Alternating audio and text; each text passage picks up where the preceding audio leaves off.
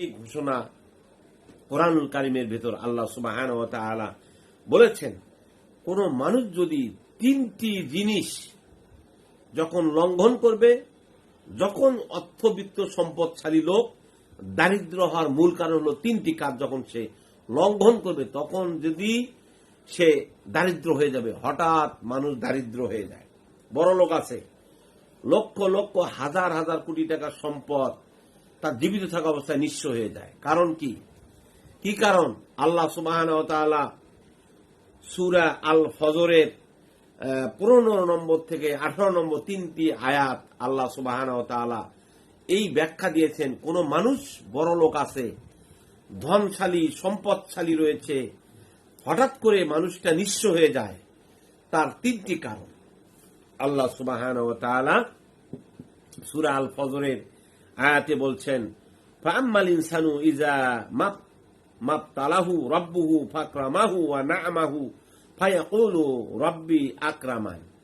আল্লাহ সুবহানাহু ওয়া তাআলা বলেন, মানুষের অবস্থা এই যে তার রব যখন তাকে পরীক্ষায় ফেলেন, তাকে সম্মান ও নিয়ামত দান করেন, তখন সে বলে আমার রব আমাকে সম্মানিত করেছেন।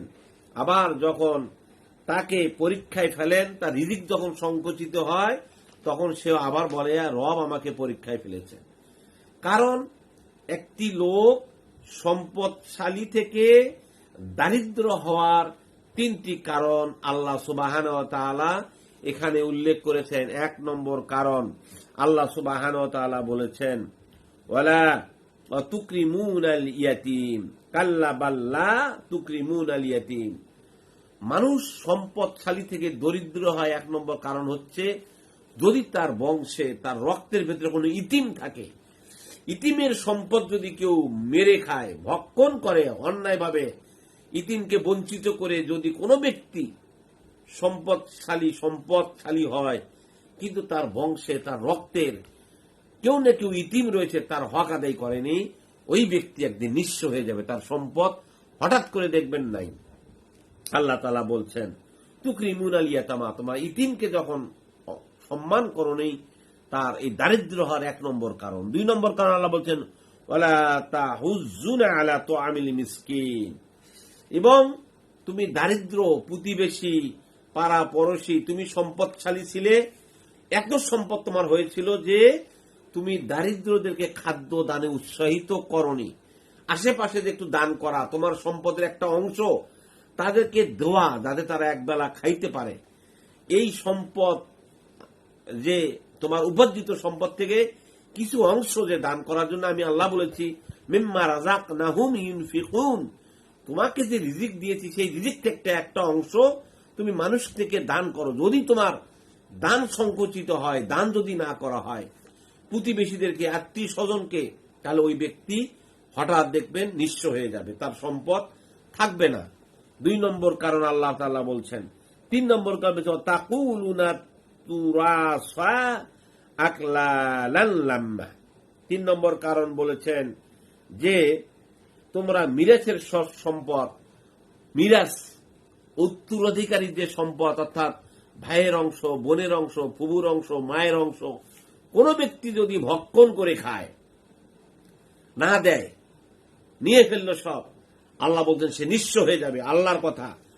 আকলালান লাম্মা, তাহলে ওয়া তাকুলুনা তুরাসা আকলালান লাম্মা, যদি মিরাস অর্থাৎ তারা উত্তরাধিকারী সূত্রে যে অংশ, বাবার অংশ থেকে যে অংশ পাবে, এই অংশ যদি আপনি সুষ্ঠুভাবে বন্টন করে না যান, আল্লাহ বলছেন সে যত বড় সম্পদশালী হোক, সে হঠাৎ দেখবে নিঃস্ব হয়ে গেছে, তার কিছুই থাকবে না।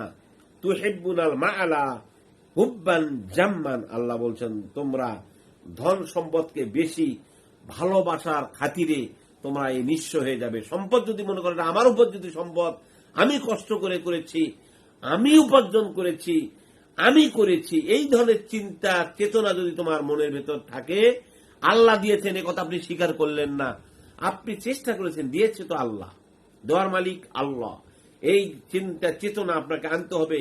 আপনি সম্পদ অর্জন করেছেন, সাহায্য করেছেন আল্লাহ, শ্রম আপনার দিয়েছেন, রহমত করেছেন আল্লাহ, কিন্তু এই সম্পদ যদি আপনি সুষ্ঠুভাবে বন্টন না করে যান, হক যদি আদায় না করেন, যার প্রাপ্য তাকে যদি না দেন, তিনটি কারণ আল্লাহ সুবহানাহু ওয়া তাআলা বলেছেন, তাহলে আপনার সম্পদ থাকবে না, আপনার জীবদ্দশায় দেখবেন আপনার সম্পদ বিলীন হয়ে গেছে।